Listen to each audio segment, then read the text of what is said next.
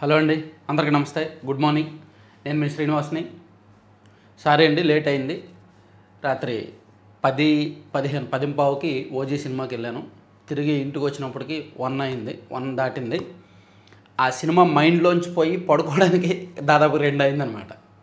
అంటే cinema review మళ్ళీ post చేస్తాను.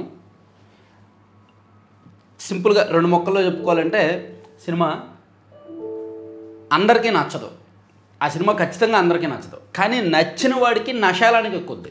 మళ్ళీ చూసేంతగా నచ్చుద్ది, కిక్కిస్తుంది. సో అది సినిమా. చాలా సింపుల్గా సినిమాలో కథ లేదు, కత్తి మాత్రమే ఉంది.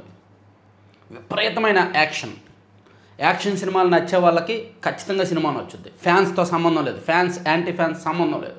పవన్ కళ్యాణ్ గారి ఫ్యాన్స్ అయితే ఒక్కొక్కడు 5 సార్లు చూస్తాడు ఆ సినిమాని ఖచ్చితంగా. యాక్షన్ సినిమాలు చూసే వాళ్ళు అయితే ఒక్కొక్కడు 2-3 సార్లు చూస్తారు ఖచ్చితంగా. కానీ అందరికీ నచ్చదు, ముందే చెప్తున్నా. సో సినిమా రివ్యూ సెపరేట్గా ఒక వీడియో పోస్ట్ చేస్తానులే నెక్స్ట్. ఇక్కడ మనం మాట్లాడుకోవాల్సిన అంశాలు: ప్రభుత్వ వైద్య కళాశాలల్లో మరో 10,000 సీట్లు, వాటి మౌలిక సదుపాయాలకు 15,000 కోట్లు, నౌకాయాన రంగానికి 69,000 కోట్ల ప్యాకేజీ, రైల్వే ఉద్యోగులకు 78 రోజుల బోనస్, ఒక్కొక్కరికి గరిష్టంగా అనేది 17,951. కేంద్ర కేబినెట్ నిర్ణయాలు: దేశంలోని ప్రభుత్వ వైద్య కళాశాలల్లో మరో 10,000 సీట్లు పెంచాలని కేంద్ర మంత్రివర్గం నిర్ణయించింది. మరి పీపీపీ మెడికల్ కాలేజీల్లో ఏం చేస్తారు? ఎందుకంటే మా దగ్గర ప్రభుత్వ మెడికల్ కాలేజీలను పీపీపీకి ఇస్తున్నారు. మరి అవి కూడా పెంచుతారా? అది కదా మాకు క్లారిటీ కావాలి. దీనివల్ల వైద్య విద్య సామర్థ్యం పెరిగి ఎక్కువ మంది స్పెషలిస్ట్ వైద్యులు అందుబాటులోకి వస్తారని, అన్ని ప్రభుత్వ వైద్య కళాశాలల్లో ఆ మేరకు కొత్త విభాగాలు ప్రవేశపెట్టడానికి వీలవుతుందని కేంద్ర ప్రభుత్వం పేర్కొంది. తదనుగుణమైన మౌలిక వసతుల కల్పనకు 15,034 కోట్లు ఖర్చు చేయనుంది. సో ఈ 15,034 కోట్లు పీపీపీలో ఉన్న వాళ్ళకి ఇవ్వరు. ఈ 10,000 సీట్లు పీపీపీలో ఉన్న వారికి ఇస్తారో లేదో డౌట్. దేశీయంగా నౌకా నిర్మాణంలో ఊపు తెచ్చేందుకు 69,721 కోట్లతో భారీ ప్రోత్సాహకాలు ప్రకటించింది. సో ఇది అలాగే రైల్వే ఉద్యోగులకు బోనస్ కూడా ఇస్తున్నారు. ఇది కేంద్ర కేబినెట్ నిర్ణయాలు. ఇక మెగా డిఎస్సి ఉత్సవం ఈరోజు నియామక పత్రాలు ఇస్తున్నారు. మెగా డిఎస్సిలో ఉద్యోగాలు తెచ్చుకున్న 15,941 మంది అభ్యర్థులకు కూడా అమరావతిలో నియామక పత్రాలు ఇస్తారు. ఎంపీలు ఎమ్మెల్యేలు అంతా రావాలి. శాసనసభలో మంత్రి నారా లోకేష్ 150 రోజుల్లోనే మెగా డిఎస్సి ప్రక్రియ పూర్తి. మెగా డిఎస్సి ద్వారా ఎంపికైన 15,491 మంది 15,941 మంది అభ్యర్థులకు గురువారం అమరావతిలో కీలక నియామక ఉత్తర్వులు అందిస్తామని విద్యా ఐటీ శాఖల మంత్రి నారా లోకేష్ చెప్పారు. సో ఈరోజు మెగా డిఎస్సి సభ నిర్వహించబోతున్నారు. సీఎం గారు, డిప్యూటీ సీఎం గారు, లోకేష్ గారితో సహా ఎమ్మెల్యేలు, మినిస్టర్స్ అందరూ పాల్గొంటారు. గ్రాండ్గానే సెలబ్రేట్ చేస్తున్నారు ఆ సభని. అలాగే వెంకన్న బ్రహ్మోత్సవం వైభవంగా ఆరంభం. స్వామివారికి 14వసారి పట్టు వస్త్రాలు సమర్పించిన ముఖ్యమంత్రి చంద్రబాబు. ప్రపంచంలో హిందువులు ఎక్కడుంటే అక్కడ శ్రీవారి ఆలయాలు, శ్రీవారి ట్రస్ట్ నిధులతో 5,000 దేవాలయాలు, తిరుమల బ్రహ్మోత్సవాల్లో చంద్రబాబు. సో హిందువులు ఎక్కడుంటే అక్కడ శ్రీవారి ఆలయాలు అంటండి ప్రపంచంలో మొత్తం మీద. అలాగే నిన్న ఉపరాష్ట్రపతి గారు సిపి రాధాకృష్ణన్ గారు విజయవాడ ఉత్సవంలో పాల్గొన్నారు. విజయవాడ కనకదుర్గమ్మ దర్శించుకున్నారు. ఆ తర్వాత ఉత్సవంలో పాల్గొన్నారు. అక్కడి నుంచి తిరుమల కూడా వెళ్ళారు. సో ఆ వార్త కూడా మనం చూడొచ్చు. అలాగే జిఎస్టీ ప్రభావంతో వాహనాలు భారీగా కారుల ధరలు తగ్గాయి కదా. ఒక్కొక్క కారు 50,000 నుంచి 6 లక్షలు 5 లక్షల వరకు తగ్గాయి. సో దానిలో భాగంగా కొనుగోళ్లు విపరీతంగా, అందులోకి దసరా సీజను, కొత్త వాహనాలు కొనడానికి ఎక్కువగా ఆసక్తి చూపిస్తారు. సో తొలి రోజు 2,991 రిజిస్ట్రేషన్లు అంట. సాధారణంగా 1000 నుంచి 1,200 రిజిస్ట్రేషన్లే జరుగుతాయి కొత్త వాహనాలు. కానీ 2,991 అంటే డబల్, రెట్టింపు అయ్యాయి అనమాట కొనుగోలు. ఆల్మోస్ట్ రెట్టింపు కంటే ఎక్కువ.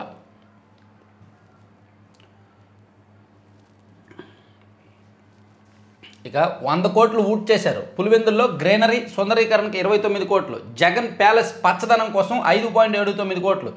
చాలా చోట్ల పనులు చేయకుండానే బిల్లులు చెల్లింపులు. వైకాపా హయాంలో అక్రమాలపై విచారణకు సభా సంఘాన్ని నియమించాలి. శాసనసభలో ఎమ్మెల్యేల డిమాండ్. వీళ్ళు చెప్తారు, మనం వింటాము. ఈ 100 కోట్ల కోసం సభా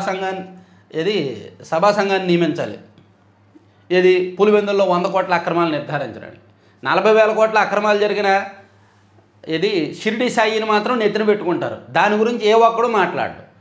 75,000కో 80,000కో కొనాల్సిన ట్రాన్స్ఫార్మర్ని గత ప్రభుత్వం 1,40,000కు కొన్నది. ఈ ప్రభుత్వం కూడా అదే రేటుకు కొంటుంది. దాని గురించి ఎవరో మాట్లాడరు. కానీ 100 కోట్లు, 50 కోట్లు, 120 కోట్లు 3,000 కోట్లు స్కామ్ మీద మాత్రం రచ్చరచ్చ చేస్తారు. అదే మనకు రాజకీయంగా ఏది ప్రయోజనమో అది, ఆర్థికంగా ఏది ప్రయోజనమో దాన్ని పక్కన పెడుతుంది కూటమి ప్రభుత్వం. షిరిడి సాయి జోలికి వెళ్ళట్లా, మేఘా వాళ్ళ జోలికి వెళ్ళట్లా. ఓకే, మేఘా అంటే పోలవరం ఇప్పటికీ కడుతున్నారు, షిరిడి సాయి జోలికి ఎందుకు వెళ్ళట్లా? అసలు పెద్దిరెడ్డి గారి పిఎల్ఆర్ ప్రాజెక్ట్స్ జోలికి ఎందుకు వెళ్ళట్లా? పిఎల్ఆర్కి అక్రమంగా ఎంత లబ్ధి చేకూర్చారు? ఎన్జీటీ అనుమతులు లేకుండా ఆయన అక్కడ ప్రాజెక్ట్ కడితే ఎన్జీటీ 75 కోట్లు ఫైన్ వేస్తే అది ప్రభుత్వం కట్టింది ఎన్జీటీకి. అంటే పెద్దిరెడ్డి గారికి ప్రయోజనం చేకూర్చడానికి ప్రభుత్వం 75 కోట్లు ఎందుకు చెల్లించాలి? మరి దాని మీద కదా విచారణ చేపట్టాలి. దాని మీద విచారణ లేకుండా ఇదిగో ఇవన్నీ కబుర్లు అనమాట.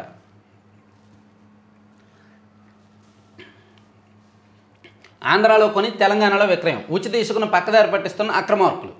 నిర్మాణ రంగంలో వేగం పెంచడం, కార్మికులకు మేలు చేయవచ్చిన లక్ష్యాలతో రాష్ట్ర ప్రభుత్వం ఉచిత ఇసుక పథకాన్ని ప్రతిష్టాత్మకంగా అమలు చేస్తోంది. దీనిని కొందరు అక్రమార్కులు అనుకూలంగా మలుచుకొని తెలంగాణకు ఎగుమతి చేస్తూ కోట్లు ఆర్జిస్తున్నారు. ఇదంతాపై ఉభయ గోదావరి జిల్లాల అధికారులు సమగ్ర విచారణ చేస్తే పాత్రదారుల బండారం బయటపడే అవకాశం ఉంది. ఉభయ గోదావరి జిల్లాల్లో ఇసుక కావాల్సినంత ఉంటుంది, కానీ కొనాలంటే ట్రాక్టర్ 3,000. నేను ట్రాక్టర్ 3,000 కొంటున్నా. ఈ మధ్య మన స్టూడియో ఎదురుగా ఒక చిన్న రూమ్ ఒకటి కట్టుకుంటున్నా, మన స్టూడియో ఎక్విప్మెంట్స్ అన్నీ కట్టడానికి. ప్లస్ దానికి ఒక పెద్ద ప్రహరీ పెడుతున్నా, గార్డెనింగ్లో చేద్దామని. దానికి ఈ మధ్య ఒక 3-4 ట్రాక్టర్లు ఇసుక అవసరమైతే 3,000 అంటే ట్రాక్టర్. వైసీపీ హయాంలోనే బెటర్ అనిపించింది నాకు. సో ఇసుకలో జరగాల్సినవి జరిగిపోతున్నాయి. తూర్పుగోదావరి జిల్లాలోని చీడిపి, కుమారదేవరం, వేగేశ్వరపురం, ఆరికిరేవుల తదితర రీచ్లు నిర్వ కేంద్రాలుగా తెలంగాణకు యథేచ్ఛగా ఇసుక సరఫరా అవుతుంది. ఏలూరు జిల్లాలోని సరిహద్దు గ్రామాల్లో నిర్మాణాలకు ఇసుక అవసరమని తీసుకెళ్తూ అక్కడ నుంచి తెలంగాణకు తరలిస్తున్నారు. జనవరి నుంచి సీతానగరానికి 50,000 మెట్రిక్ టన్నులు, రాఘవపురానికి 30,000 మెట్రిక్ టన్నులు, ఎర్రగొండవల్లి, జీలుగుమెల్లి 10,000 మెట్రిక్ టన్నులు ఇసుక తరలింది. ఆయా గ్రామాల్లో 90,000 మెట్రిక్ టన్నులు ఇసుకతో చేపట్టిన నిర్మాణాలు లేవు. దీంతో ఇసుక పక్కదారి పెట్టినట్టు భూగర్భ జల శాఖ అధికారులు గుర్తించారు. ఇసుకలో అక్రమాలు విచ్చలవిడిగా జరుగుతున్నాయి. చూడండి, నేనే 3,000 పెట్టుకుంటున్నాను ట్రాక్టర్, తప్పట్లా. ఇక రెడ్ బుక్ అంటున్న వాళ్లకు డిజిటల్ బుక్ చూపిస్తాం. వైకాపా కార్యకర్తలకు ఇది శ్రీరామ రక్ష. మీకు అన్యాయం జరిగితే ఇందులో పెట్టండి, బాధ్యులు ఎక్కడున్నా అధికారంలోకి రాగానే శిక్షిస్తాం. మాజీ సీఎం జగన్. వైకాపా కార్యకర్తలకు శ్రీరామ రక్షల డిజిటల్ బుక్ తీసుకొచ్చాం. ఇప్పుడు రెడ్ బుక్ అంటున్న వాళ్ళందరికీ రాబోయే రోజుల్లో డిజిటల్ బుక్ ఎలా ఉంటుందో అర్థమయ్యేలా చేస్తాం అని మాజీ ముఖ్యమంత్రి జగన్ ప్రకటించారు. క్యాంపు కార్యాలయంలో బుధవారం నిర్వహించిన వైకాపా విస్తృత స్థాయి సమావేశంలో ఆయన మాట్లాడారు. డిజిటల్ బుక్ వెబ్సైట్ను ఆవిష్కరించారు. అలాగే డిజిటల్ బుక్ యాప్ లాంచ్ చేశారు. ఎవరైనా కార్యకర్తకు అన్యాయం జరిగినా, అక్రమ కేసు పెట్టినా, కూటమి కార్యకర్తలు వేధించినా, బెదిరించినా, కేసులు పెట్టినా, ఇంకా ఎలా ట్రీట్ చేసినా సరే డిజిటల్ బుక్లో వాళ్ళు నమోదు చేయొచ్చు. వైసీపీ అధికారంలోకి వచ్చిన తర్వాత డిజిటల్ బుక్లో నమోదు చేసిన అంశాల మీద మనం న్యాయం చేస్తాం అని జగన్మోహన్ రెడ్డి గారు చెప్పారనమాట నిన్న. అలాగే అతిపెద్ద ముప్పు అది భాజపా పన్నిన క్షుద్ర కుయుక్తి, అధికారమే లక్ష్యంగా ఓట్ల చోరీ, ధ్వజమెత్తిన సిడబ్ల్యూసి, గాజా మారణహోమంపై మౌనం, దారుణమైన విమర్శ, బీహార్ ప్రజల ఓటు శక్తిని చాటాలని పిలుపు, పట్నా సమావేశంలో 2 తీర్మానాలు. ప్రత్యేక ముమ్మర సవరణతో ప్రజాస్వామ్యానికి అతిపెద్ద ముప్పు పొంచి ఉందని, ఇది భాజపా పన్నిన మరో క్షుద్ర కుయుక్తి అని, అధికారాన్ని కాపాడుకునేందుకు ఓటర్ల జాబితాలను తారుమారు చేసే ప్రయత్నమని కాంగ్రెస్ పార్టీ ఆరోపించింది. సో బీహార్లో ఎన్నికల జాబితా సవరణల విషయంలో సుప్రీంకోర్టు కూడా ఒక రకంగా స్పందిస్తుంది. సుప్రీంకోర్టులో విచారణ జరుగుతోంది. ఏమాత్రం ఆరోపణలు వచ్చినా, అక్రమాలు జరిగినట్టు తెలిసినా సరే మొత్తం క్యాన్సిల్ చేసేస్తామని సుప్రీంకోర్టు ఆల్రెడీ చెప్పింది. సో దాని మీద ప్రతిపక్ష పార్టీ కాంగ్రెస్ నిన్న అదో పెద్ద ముప్పు, అదో పెద్ద కుట్ర అని ఆరోపణలు చేశారు. ఇక ఫ్యాన్సీ వేల మాయాజాలం, వాహనాల ఫ్యాన్సీ నెంబర్ల కేటాయింపులో ఏజెంట్ల కిరికిరి, డబ్బు తీసుకుని ఖరీదైనవి దక్కేలా చేస్తున్న వైనం, సాఫ్ట్వేర్ నిర్వాహకులతో లాలూచి ఈ బిడ్డింగ్ ఎవరు ఎంత కోట్ చేశారో తెలుసుకొని పై ఎత్తులు. సో ఇది వాహనాల్లోకి మనం ఫ్యాన్సీ నెంబర్లు కావాలంటే మనం ఈ బిడ్డింగ్లో పాల్గొనవచ్చు. ఆ ఈ బిడ్డింగ్లో ఉదయం నుంచి 1 గంట వరకు మనం ఒక అమౌంట్ పెడతాం. మధ్యాహ్నం తర్వాత దానికి ఎంతమంది బిడ్డింగ్ వేశారనేది తెలుస్తుంది. అప్పుడు ఎక్కువ మంది బిడ్డింగ్ వేస్తే అప్పుడు మనం అమౌంట్ ఎక్కువ వేయచ్చు, వేసే అవకాశం ఉంటుంది. అది ఈ బిడ్డింగ్లో ఈ ఆక్షన్లో జరుగుతాయి. కానీ దాన్ని సాఫ్ట్వేర్ నిర్వాహకులతో లాలూచిపడి ఎవరెవరు ఈ బిడ్డింగ్కి ఎంత అమౌంట్ వేస్తున్నారో చూసి అంతకన్నా ఎక్కువ వేసి ఫ్యాన్సీ నెంబర్లో మాయాజాలం చేస్తున్నారు అని రాశారు. సాధారణంగానే ఉంటాయి 9999 అంటే 49 నెంబర్ కావాలంటే 2 లక్షలు, 1999 నెంబర్లకు 1,00,000 వరకు ఖర్చు పెట్టాలి. కానీ అంతకన్నా ఒక 10,000 20,000 కమిషన్ తీసుకొని వాళ్ళకు వచ్చేలా కొంతమంది ఏజెంట్లు చేస్తున్నారు. ఇది సాధారణంగా జరిగేదేనండి. ఇవన్నీ ఈనాడులో వచ్చాయి. తర్వాత మద్యం కుంభకోణంలో సామాన్యులే బాధితులు. నిందితుల స్వేచ్ఛ కంటే ప్రజల ప్రయోజనాలకే ఎక్కువ ప్రాధాన్యం ఇవ్వాలి. అభియోగ పత్రాలపై నిర్ణయం తీసుకోకుండా డిఫాల్ట్ బెయిల్ మంజూరు సరికాదు. ఏసీబీ కోర్టు బెయిల్ ఉత్తర్వులను రద్దు చేయండి. హైకోర్టులో సిఐడి వాదనలు. ఏసీబీ కోర్టు ఆల్రెడీ ముగ్గురికి బెయిల్ ఇచ్చింది కదా, కృష్ణమోహన్ రెడ్డి, బాలాజీ గోవిందప్ప, ధనుంజయ రెడ్డిలకు. సో వాళ్ళ ముగ్గురు బెయిల్ రద్దు చేయాలి అని హైకోర్టులో సిఐడి తరఫున సిద్ధార్థ లూత్రా గారు వాదించారనుకుంటా. అన్ని కేసులకి ఆయనే. మొత్తానికి 5 ఏళ్ళు పూర్తి అయ్యేసరికి ఆయన 100 కోట్లకు పడగలెత్తాడే ఉన్నాడు సిద్ధార్థ్. ఆల్రెడీ 100 కోట్లు ఉంటాయి, 1000 కోట్లకు వెళ్తాడు. ఏముంది? దూసుకొస్తున్న వాయుగండం, పలు జిల్లాలకు భారీ నుంచి అతి భారీ వర్షాలు ముప్పు. తుడా వాహనంలో మద్యం ముడుపులు తరలింపు. ఆ సంస్థ చైర్మన్గా మోహిత్ రెడ్డి అధికార దుర్వినియోగం. ఆయన కస్టడీలోకి తీసుకుని విచారించాలి. ముందస్తు బెయిల్పై హైకోర్టులో సిఐడి వాదన. మద్యం ముడుపుల సొమ్మును తరలించడానికి తిరుపతి అర్బన్ డెవలప్మెంట్ అథారిటీతో వాహనాన్ని వినియోగించి ఆ సంస్థ చైర్మన్ చెవిరెడ్డి మోహిత్ రెడ్డి అధికార దుర్వినియోగానికి పాల్పడ్డారని సిఐడి తరపున సీనియర్ న్యాయవాది సిద్ధార్థ లూత్రా బుధవారం హైకోర్టులో వాదన వినిపించారు.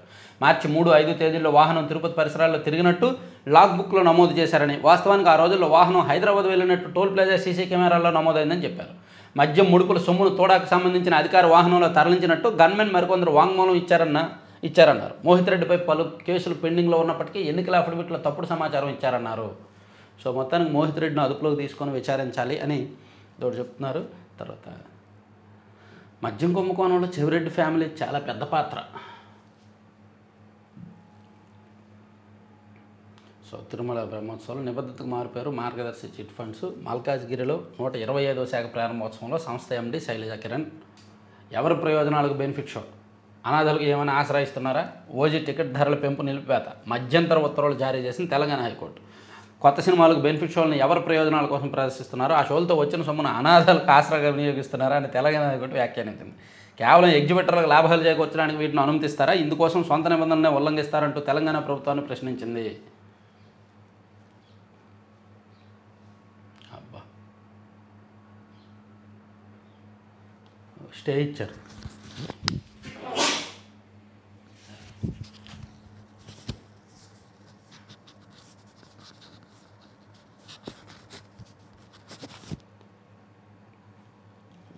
ఇంకా ఏమున్నాయి?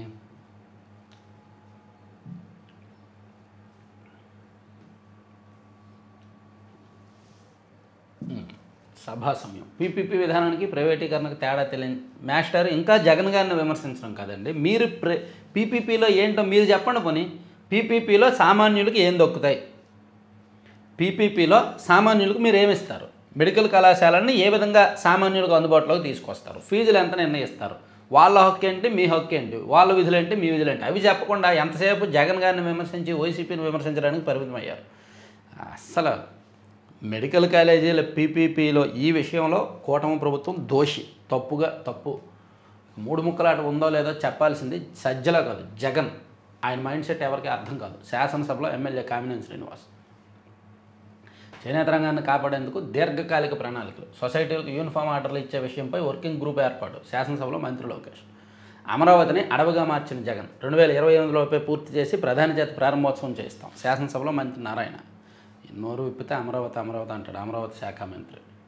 అరెస్ట్ సమయంలో యూనిఫామ్ ధరించలేదని సౌందర్ రెడ్డి కేసులో పోలీసులను ప్రశ్నించిన హైకోర్టు. నిందితుల అరెస్ట్ సమయంలో పోలీసులు యూనిఫామ్ ధరించకపోవడాన్ని హైకోర్టు తీవ్రంగా ఆక్షేపించింది. అరెస్ట్ సమయంలో సాధారణ దుస్తుల్లో ఉండడం ఏమిటని ప్రశ్నించింది. ఈ సంస్కృతి ఎక్కడదని ఘాటుగా వ్యాఖ్యానించింది. YSR Congress party social media కార్యకర్త వైకాపా వాలంటీర్ విభాగం ప్రధాన కార్యదర్శి సౌందర్ రెడ్డిని అరెస్ట్ చేసే సమయంలో యూనిఫామ్ ఎందుకు ధరించలేదని గుంటూరు జిల్లా పత్తిపాటు ఠాణా సీఐని ప్రశ్నించింది. సో ఇవన్నీ ఈనాడులో వచ్చిన వార్తలండి, ఈనాడులో వచ్చిన అంశాలు. మనం సాక్షికి వెళ్దాం. సాక్షిలో నిన్న వైఎస్ఆర్ కాంగ్రెస్ పార్టీ మీటింగ్ జరిగింది కదా, ఆ మీటింగ్ని హైలైట్ చేశారు. కార్యకర్తలకు అండగా నిలబడతాం, పార్టీ శ్రేణులకు వైఎస్ఆర్సీపీ అధ్యక్షుడు వైఎస్ జగన్ స్పష్టీకరణ. అన్యాయానికి గురైన కార్యకర్తలకు అండగా నిలవడానికే డిజిటల్ బుక్ అని. కార్యకర్తకు అన్యాయం చేసిన వారు ఎంతటి వారైనా వదిలిపెట్టడం. పార్టీ 14 ఏళ్లుగా బలంగా ఉండటానికి కార్యకర్తలే కారణం. గత ఎన్నికల్లో ఒంటరిగా పోటీ చేసిన కార్యకర్తల వల్లే 40% ఓట్లు సాధించాం. డిసెంబర్ 15 నాటికి కమిటీల ఏర్పాటు పూర్తవ్వాలి. ఎన్నికలు సజావుగా జరిగితే చంద్రబాబు డిపాజిట్లు కూడా రావు. అందుకే మీరు గట్టిగా నిలబడాలి, మరింత బలోపేతం కావాలి. మనం అధికారంలోకి రాగానే కార్యకర్తల ద్వారా ప్రభుత్వాన్ని నడుపుదాం అని జగన్మోహన్ రెడ్డి గారు నిన్న డిజిటల్ బుక్ యాప్ రిలీజ్ సందర్భంగా చేసిన కీలకమైన కామెంట్లను ఇందులో హైలైట్ చేస్తూ, ఈ సర్కార్పై ప్రజల్లో తీవ్ర వ్యతిరేకత. మేబీ సర్కార్ మీద కొంత వ్యతిరేకత ఉంటే ఉండొచ్చు, కానీ అదేమీ వైసీపీకి అనుకూలంగా మారలా. వైఎస్ఆర్ కాంగ్రెస్ పార్టీ మీద ఉన్న వ్యతిరేకత అలాగే ఉంది. ఆ విషయం ఎప్పుడు గ్రహిస్తారు?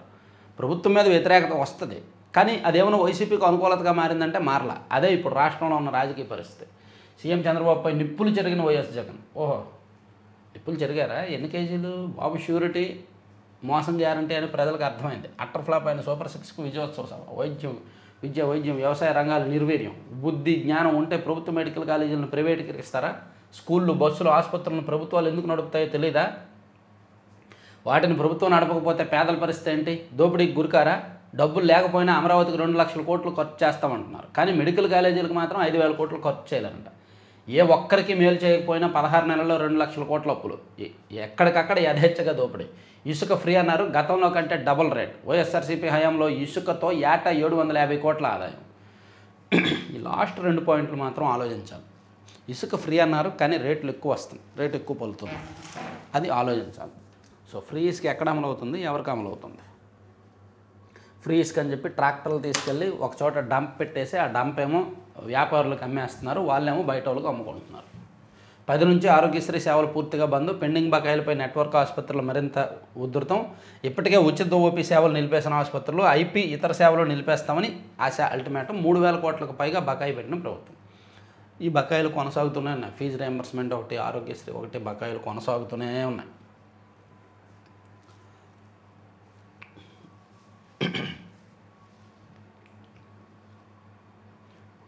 ఫైనల్లో భారత్ సూపర్ 4లో వరుసగా 2వ విజయం 41 పరుగులతో.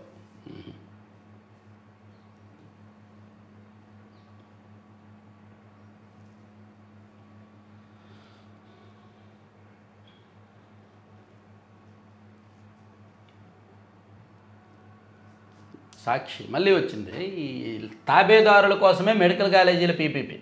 శాసనమండలిలో ప్రభుత్వ తీరును నిలదీసిన ప్రతిపక్ష నేత. ప్రజాస్వామ్యంలో ప్రజారోగ్యం ప్రైవేటీకరణ, దీన్ని అడ్డుకునేందుకు ఎంతవరకైనా పోరాడతాం. ఏ సంస్థ తీసుకున్నా మేము అధికారంలోకి వచ్చాక రద్దు చేస్తాం. పీపీపీలో వ్యాపారం చేసుకోక వాళ్ళు డబ్బులు తెచ్చిపెడతారా? కరెక్టే. సో మెడికల్ కాలేజీల పీపీపీ విషయంలో ఈ సబ్జెక్ట్లో మాత్రం మనం వైసీపీ వాదంతో ఏకీభవిస్తున్నాను నేనైతే. మరి మీ ఇష్టం, మీరు ఎవరితో ఏకీభవిస్తారో మీ ఇష్టం. నేనైతే మాత్రం మెడికల్ కాలేజీల విషయంలో కూటమి ప్రభుత్వాన్ని తప్పే, బాధ్యతారాహిత్యంగా ఉంది ప్రభుత్వం. ఇక మఫ్టీలో వెళ్ళి పౌరుల అరెస్ట్ల, యూనిఫామ్లో వెళ్లాలన్న సుప్రీంకోర్టు ఆదేశాలు పట్టవా? అవి మీకు వర్తించవని అనుకుంటున్నారా? పోలీసులపై హైకోర్టు ఆగ్రహం. సోషల్ మీడియా యాక్టివిస్ట్ సౌందర్ రెడ్డిని రాత్రి 7:30, 8:45 మధ్య అరెస్ట్ చేసామంటున్నారు. మరి ఆయన భార్య రాత్రి 7 గంటలకే ఎలా ఫిర్యాదు చేస్తారు? దీనిపై నిజానిజాలను నిగ్గు తేలుస్తాం. తాడేపల్లి పోలీస్ స్టేషన్ సీసీటీవీ ఫుటేజ్ని పరిశీలిస్తాం. హైకోర్టు పోలీసుల విషయంలో మాత్రం చాలా క్షుణ్ణంగా పరిశీలిస్తోంది హైకోర్టు. సో హైకోర్టుకు పోలీసులు ఒక రకంగా భయపడుతున్నారు, ప్లస్ కోర్టు కూడా అలాగే ఉండాలి. అలా ఉంటేనే పోలీసులు బరితెగింపును అడ్డుకుంటారు. సో సోషల్ మీడియా కేసులు పెట్టినప్పుడు కేసులు పెట్టడం తప్పు కాదు, కానీ ఆ కేసుల పేరుతో వేధించడం తప్పు. అందుకే high court YCP social media activist Soundar Reddy case విషయంలో చాలా సీరియస్గా స్పందించింది. ఇక బరితెగించిన బాబు ప్రభుత్వం. సోషల్ మీడియా కార్యకర్తలపై దాష్టీకం, అక్రమ కేసులతో విరుచుకుపడుతున్న సిఐడి. ఒక్క ఎఫ్ఐఆర్తో అపరిమిత కేసులు నమోదుకు కుట్ర. ప్రతి పండక్కి నిరాశే. 4 డిఏ బకాయిలు ఐఆర్ ఇవ్వకుండా జాప్యం ఎందుకు చేస్తున్నారు? మా డబ్బులు మాకు ఇవ్వకుండా నిర్లక్ష్యం ఏంటి? 15 నెలలైన చర్చలకు ఎందుకు పిలవలేదు? గత ప్రభుత్వం మొత్తం 60 నెలల్లో పిలవలేదు కదా మాస్టారు. టీడీపీ కూటమి సర్కార్పై రాష్ట్ర రెవెన్యూ అసోసియేషన్ అధ్యక్షుడు బొప్పరాజు ఆగ్రహం. అయితే గత ప్రభుత్వం కావాలా మీకు? సిట్టు తీరుతో మోసపూరితం. కోర్టును వంచిస్తూ రాజకీయ పక్షపాతం వ్యవహరిస్తోంది. తప్పులు చేసిన సిట్ ఏసీబీ కోర్టుపై నెపం వేస్తోంది. ఇప్పటి వరకు దర్యాప్తులో నిర్దిష్ట ఆధారాలు సేకరించలేదు. డిఫాల్ట్ బెయిల్ రద్దు కోసం సిట్ వేసిన పిటిషన్లు కొట్టేయండి. హైకోర్టుకు సీనియర్ న్యాయవాది నిరంజన్ రెడ్డి నివేదన. ఇటువైపు నిరంజన్ రెడ్డి గారు వైసీపీ వాళ్ళ తరపున, నిందితుల తరపున, అటువైపు సిద్ధార్థ లోత్రా గారు సిట్ తరపున. సో ఎవరు వాదనలు గెలుస్తాయని చూద్దాం. తర్వాత రైల్వే ఉద్యోగులకు కానుక 15,000 కోట్లతో వైద్య విద్య బలోపేతం, ఇవన్నీ చదువుకున్నాం. నెక్స్ట్ ఇంకో పేజీకి వెళ్దామా? కార్యకర్తలకు అండగా నిలబడతాం, ఇవన్నీ కామన్లండి, వదిలేయచ్చు, వెళ్ళిపోవచ్చు. ఇంకా ఇప్పుడు ఆంధ్రజ్యోతిలో మౌనమేళ నారాయణ అక్రమార్కులకు మంత్రి అండదండలు రాశారు. మంత్రి గారి గురించి గట్టిగానే రాశారు, వాస్తవాలే రాశారు. అయితే ఆయన ఏం మౌనంగా ఉండరు. ఆయన నోరు ఎత్తితే అమరావతి గురించి మాట్లాడతారు. నోరు ఎత్తితే చాలు, అమరావతిని 3 ఏళ్లలో పూర్తి చేసేస్తాం, అమరావతిలో ఇంకో 10,000 ఎకరాలు సేకరించేస్తాం, అమరావతి రైతులు, అమరావతి అది, అమరావతి ఇది, ఆ బిల్డింగ్ వచ్చేస్తుంది, ఈ బిల్డింగ్ వచ్చేస్తుంది, అదే చెప్తారు. నోరెప్పితే ఇంకేం మాట్లాడరు. ఆయన శాఖలో ఉన్న సమస్యలు, ఆయన శాఖలో జరుగుతున్న అవినీతి, ఆయన శాఖలో గతంలో జరిగిన అవినీతి ఏమీ మాట్లాడరు. అదేమీ తనకు సంబంధం లేనట్టు ఉంటారు. గత ప్రభుత్వంలో టీడీఆర్ బండ్లలో కోట్ల రూపాయల అవినీతి జరిగింది. అమృత్ 2.0 పథకం, గ్రీన్ అండ్ బ్యూటిఫికేషన్ పనులు చాలా చోట్ల చేయకుండానే పెద్ద ఎత్తున నిధులు దోచుకున్నారనే ఆరోపణలు ఉన్నాయి. దీనికి సంబంధించి కూటమి సర్కారు స్పందిస్తుందని నాటి మున్సిపల్ శాఖ ప్రధాన కార్యదర్శి శ్రీలక్ష్మితో పాటు బాధ్యులైన వైసీపీ నేతలపై చర్యలు తీసుకుంటుందని అంతా భావించినా కానీ స్వయాన మంత్రి నారాయణ వారికి అండగా నిలుస్తున్నారు. ఒకవైపు విపక్షంలో ఉండగానే జగన్ రెచ్చిపోతున్నారు. ఈసారి అధికారంలోకి వస్తే కూటమి నేతలు అధికారులను వదిలిపెట్టేది లేదు, సప్త సముద్రాల అవతల ఉన్న లాక్కొస్తాం, సినిమా చూపిస్తామని హెచ్చరిస్తున్నారు. మరోవైపు జగన్ హయాంలో మున్సిపల్ శాఖ పరిధిలో జరిగిన అక్రమాలను కళ్ళకు కట్టినట్టు కనిపిస్తున్న ప్రస్తుతం ప్రభుత్వం పట్టించుకోవట్లేదు. స్వయాన కూటమి ఎమ్మెల్యేలే ఫిర్యాదు చేసిన స్పందన లేదు. ఆ శాఖ మంత్రి పొంగూరు నారాయణ తీరుపై కూటమి నేతలు విస్తుపోతున్నారు. కరెక్టే, నారాయణ గారి విషయంలో కాన్స్టిట్యున్సీలో, నెల్లూరు సిటీ కాన్స్టిట్యున్సీలో ఫీడ్బ్యాక్ బాగాలేదు, ఆయన శాఖలో కూడా ఫీడ్బ్యాక్ బాగాలేదు.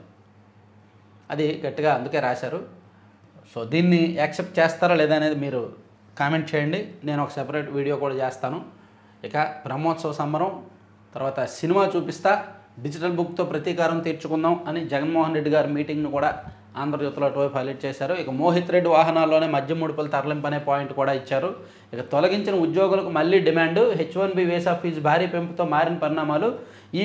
ఆ వీసాపై అమెరికాకు వెళ్ళి ఇటీవల కాలంలో ఉద్యోగం కోల్పోయిన వారికి కంపెనీలు పిలుపు, ప్రతిభావంతులైన భారతీయ టెకీలకు స్వాగతం జర్మనీ. కొత్త టీచర్లు వచ్చేస్తున్నారు. 15,941 మందికి నేడే నియామక పత్రాలు అమరావతిలో సభలో అందజేత. ఇక 2వ తేదీన ఆటో డ్రైవర్ల సేవలో మొత్తం లబ్ధిదారులు 3.10 లక్షల మంది. అంటే 3 కోట్ల 10 లక్షల మంది కాదు, 3,10,000 మందే. 3,10,000 మంది మొత్తం లబ్ధిదారులు. సారీ, ఒక్కొక్కరి ఖాతాలో 15,000 చొప్పున జమ. రాష్ట్ర ప్రభుత్వంపై 466 కోట్ల భారం. అంతే, ఆటో డ్రైవర్లు 3 లక్షల మందేనా? రాష్ట్ర వ్యాప్తంగా ఆటో డ్రైవర్లు 3 లక్షల మందేనా? కనీసం ఒక 5-6 లక్షలు ఉంటారేమో అనుకున్నానే. ఇక మోదీ సర్కార్కు చట్టబద్ధత లేదు, ఓట్ల చోరీ ఇందాక చెప్పుకున్నాము. బగ్గుమన్న లదాఖ్ హింసాత్మకంగా మారిన రాష్ట్ర హోదా నిరసనలో 4 మృతి, 70 మందికి పైగా గాయాలు. లేహ్లో బీజేపీ ఆఫీస్ దహనం, సెక్రటేరియట్ భవనానికి నిప్పు, పోలీసులపై రాళ్లురువున ఆందోళనకారులు. ఇదొకటి చూడొచ్చు. తర్వాత రైల్వే ఉద్యోగుల బోనస్, కేంద్ర కేబినెట్ నిర్ణయాలు చూడొచ్చు. ఇక మోదీ సర్కార్కు చట్టబద్ధత లేదు. చట్టబద్ధత లేదనేది విమర్శ, అదేం విమర్శ? రైల్వే బొగ్గమన లదాఖ్ 6 ఏళ్లలో పిల్లలను తాత్కాలిక సంరక్షణ హోంకు తీసుకురాదు, మత మార్పిడి అక్రమం అయితే పెళ్లి చెల్లదు, అలహాబాద్ కోర్టు తీర్పు, జార్ఖండ్లో ఎన్కౌంటరు. నేషనల్ అంశాలు ఇందులో కంటే ఈనాడులో చదవడం మంచిది కదా, ఈనాడులోనే క్లారిటీగా ఉంటాయి కదా. వెళ్దాం. ఎర్రమట్టి దెబ్బలకు హద్దులు నిర్ణయించేందుకు కమిటీ, కాంక్రీట్ రాళ్లతో కంచె ఏర్పాటు చేయాలి, క్షేత్రస్థాయి పరిస్థితులపై నివేదిక ఇవ్వాలి, హైకోర్టు ఆదేశాలు. టెక్కీ ప్యాంటులోకి దూరిన ఎలుక, బయటకు తీస్తుండగా తొడపై కరిచింది. ఇందోర్ విమానాశ్రయంలో ఘటన. మధ్యప్రదేశ్ రాష్ట్రం ఇందోర్ విమానాశ్రయం నుంచి బెంగళూరుకు ఇండిగో విమానంలో ప్రయాణించేందుకు సిద్ధమైన అరుణ్ మోదీ అనే టెక్కీ ప్యాంటులోకి ఓ ఎలుక దూరి గాయపరిచింది.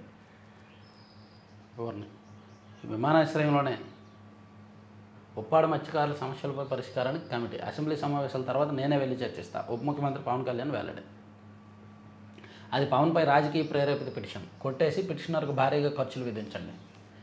అదనపు ఏజీ వాదనలు, తీర్పు రిజర్వ్ చేసిన హైకోర్టు. మంత్రి నిమ్మల కుమార్తె వివాహానికి ముఖ్యమంత్రి దంపతులు, రాజధానిలో విశ్వకర్మ విగ్రహం ఏర్పాటు చేయాలి, 10 నుంచి ఎన్టీఆర్ వైద్య సేవలు నిలిపేత. వైకల్యం ఓడింది, అరచేతి రేఖల్లో భవిష్యత్తును ఏం చూస్తావు, చేతులు లేని వారికి కూడా భవిష్యత్తు ఉంటుంది అని హితోక్తి షా ఆలం నూర్పాలు వర్తిస్తుంది. యూపీలోని సహారన్పూర్కు చెందిన ఈయన చిన్నప్పుడే పోలియోతో 2 కాళ్ళు 1 చేయి చచ్చుబడ్డాయి. తల్లి ఓ పెన్సిలు నోట్బుక్ అతని ముందు పెట్టి చిత్రకారుడిగా తీర్చిదిద్దింది. 17 ఏళ్ల వయసుకే 4,000 చిత్రాలు గీశాడంట. బా, అన్నీ ఉన్న వాళ్ళకి ఏముంటుందో తెలియదు కానీ వైకల్యం ఉన్నవారికి, ఏదో ఒక లోపం ఉన్న వాళ్ళలో మాత్రం ఖచ్చితంగా ఏదో ఒక ప్రతిభ ఉంటుంది. ఇదో ఉదాహరణ. ఇక బొగ్గుమన్న నీటిలో 99.99% అడ్మిషన్ రోజే విద్యార్థి ఆత్మహత్య. వైద్య విద్యను అభ్యసించడం కోసం ఇష్టం లేక ఓ విద్యార్థి ప్రాణాలు తీసుకున్నాడు. నీటిలో 99.99% పర్సెంటేజ్ని సాధించి కళాశాల ప్రవేశం రోజే బలవన్మరణానికి పాల్పడ్డాడు. పాపం. తల్లిదండ్రుల ఒత్తిడి, విద్యార్థులకు అసభ్య సందేశాలు, లైంగిక వేధింపులు. ఢిల్లీలో వివాదాస్పదమైన బాబా చైతన్యానంద తీరు. ఇటువంటి బాబాలు దేశంలో బోల్డ్ మంది. రష్యా యుద్ధ విమానాలు కూల్చేయండి ట్రంప్. అమెరికా వలసల కార్యాలయం వద్ద కాల్పులు, 3 మృతి. అమెరికాలోని డాలస్ నగరంలో అమెరికా ఇమిగ్రేషన్ కస్టమ్స్ ఎన్ఫోర్స్మెంట్ క్షేత్రస్థాయి కార్యాలయం వద్ద జరిగిన కాల్పులో 3 మరణించారు. సో ఇట్లా అనేక అంశాలు, నేషనల్ అండ్ ఇంటర్నేషనల్ అంశాలు ఉన్నాయి కదా. సో చివరి వరకు చూసిన ప్రతి ఒక్కరికి కూడా ధన్యవాదాలు. కంటెంట్ నచ్చిన వాళ్ళు లైక్ చేయండి అండ్ షేర్ చేయండి, మీ మిత్రులందరికీ పంపించండి. ఇప్పటికే 7:44 అయింది, అందుకే ముగిస్తున్నాను. Next OG cinema review video కూడా చేస్తాను, పోస్ట్ చేస్తాను, వెంటనే చూడండి. మన థర్డ్ ఛానల్లో ఉంటుంది. Thank you.